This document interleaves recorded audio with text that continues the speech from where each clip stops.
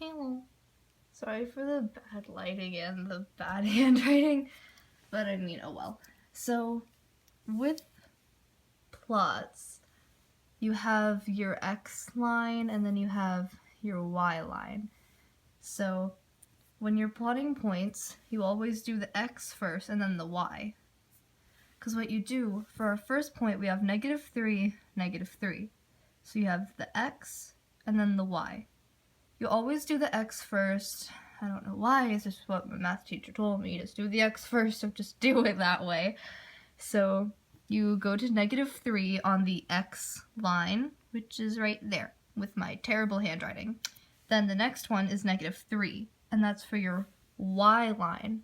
So you have -3, and then you go to -3 on the Y, but you stay where the X is. Huh, that's probably why you do X first, because if I started it. Wait. Yeah, so just always start with the X, because X becomes before Y and stuff. So you have your -3, and then you go down to -3. So basically, your plot, your little point, would be right here. Well, about, because I don't have a perfect graph, but it would be right there, about. So we've got that point.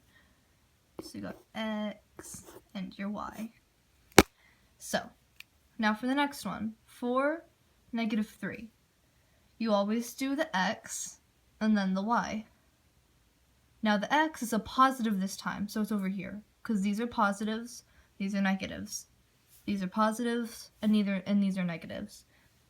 So that's a +4. So you go to +4 on your X. And then your Y is -3. So then you'd go to -3, which is down here on your Y.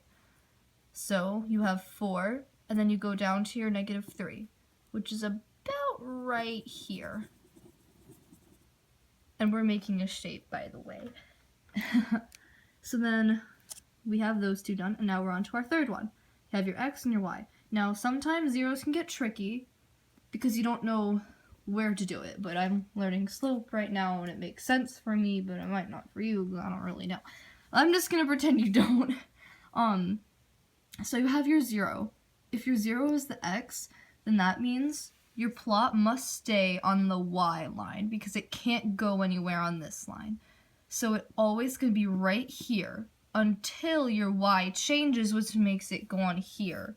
Because if you think about it logically, then if the X is 0, then it has to be on the 0 on the X.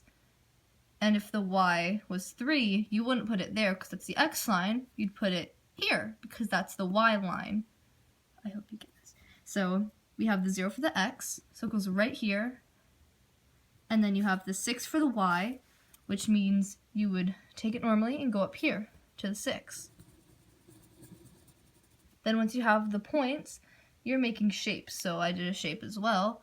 We can connect the dots, which is always the fun part, because don't we all like to act like we're 3 years old every once in a while? And then you have your shape, and it's a triangle. So, yeah, that's how you plot points. Yeah.